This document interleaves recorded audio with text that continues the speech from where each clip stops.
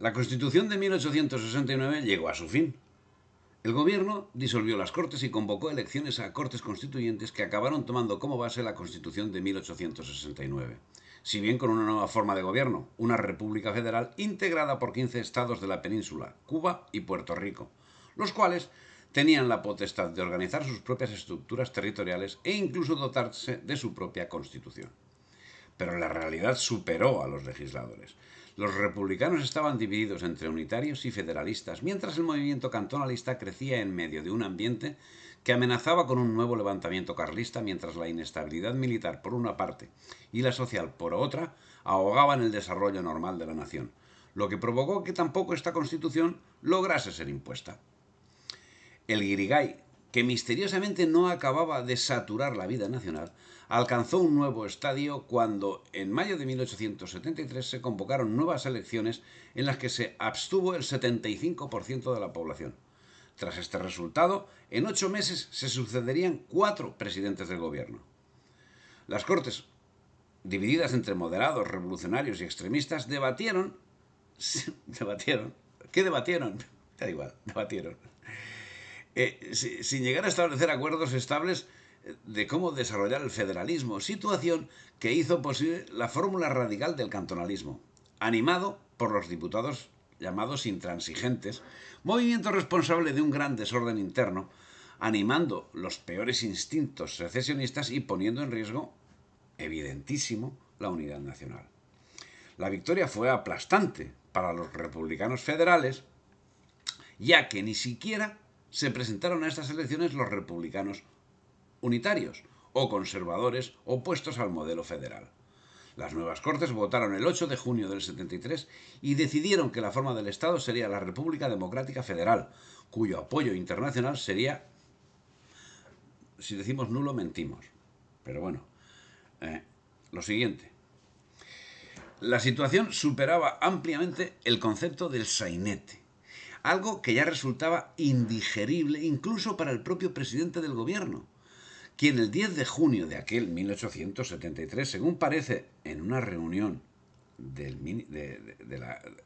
gobierno, con todos los ministros, dijo: «Senyors, els vaig a ser franc, estic fins als collons de tots nosaltres».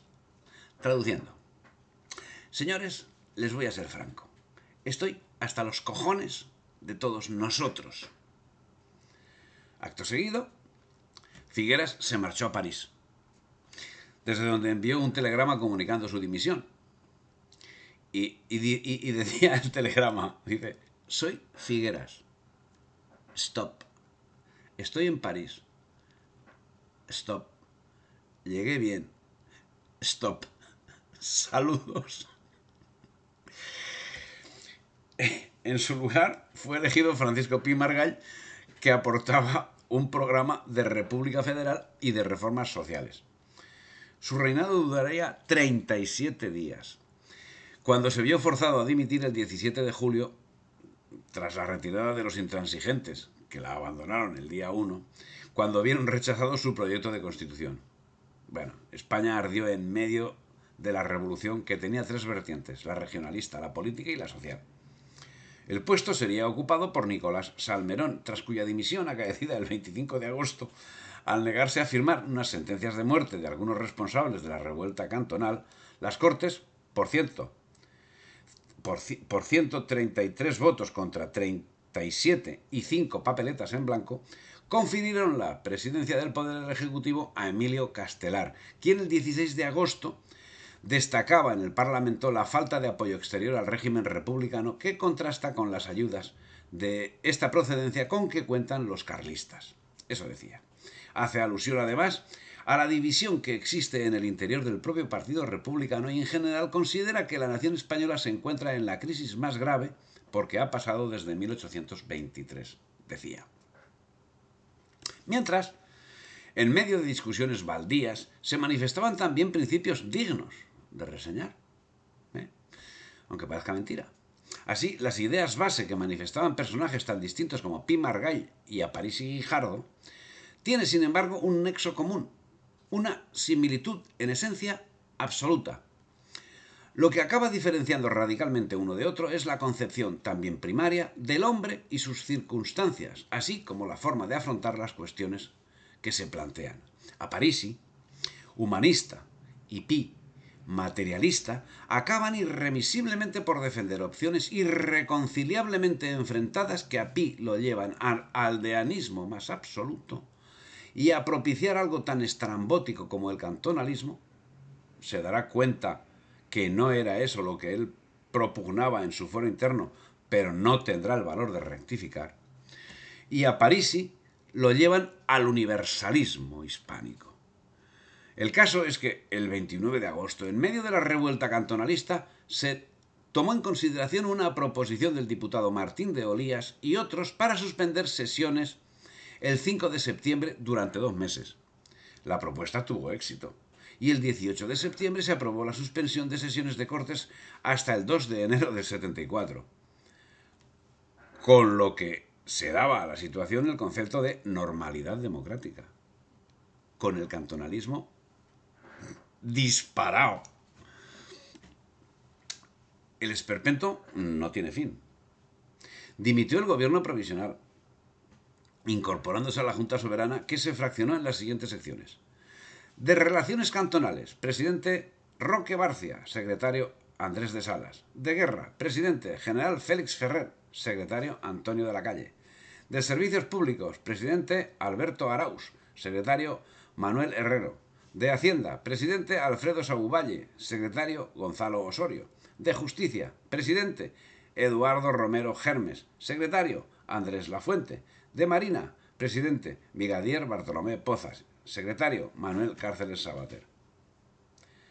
Los cargos de presidente y secretario de estas secciones equivalían a los de ministro y subsecretario de los diferentes ramos. Desde el 20 de septiembre de 1873 hasta el 2 de enero de 1874, Castelar reorganizó el cuerpo de artillería que había sido disuelto el 7 de febrero anterior. Reclutó un ejército de 80.000 hombres, suprimió la redención a metálico y salvó a España de una guerra con los Estados Unidos a causa del apresamiento del vapor Virginius en aguas de Cuba, pues la ligereza del general Jovellar, quien fusiló a los tripulantes de dicho barco sin tener en cuenta que algunos eran súbditos norteamericanos, fue considerada por la poderosa República, que ya entonces codiciaba la isla de Cuba, como un casus belli.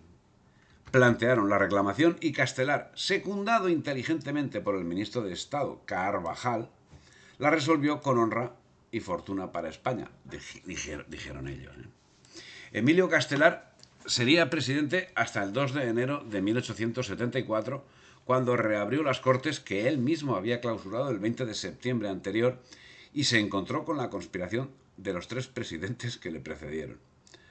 La sesión del 2 de enero se reanudó con un discurso de Emilio Castelar como presidente de la República, en el que parecía querer ahuyentar a los demonios al afirmar que las generaciones contemporáneas educadas en la libertad y venidas a organizar la democracia detestan igualmente las revoluciones y los golpes de Estado, fiando sus progresos y la realización de sus ideas a la misteriosa virtud de las fuentes sociales y a la práctica constante de los derechos humanos.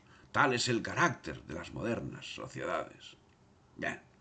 En el mismo discurso, aseveraba que durante su mandato estuvo en paz, salvo el caso de Cartagena.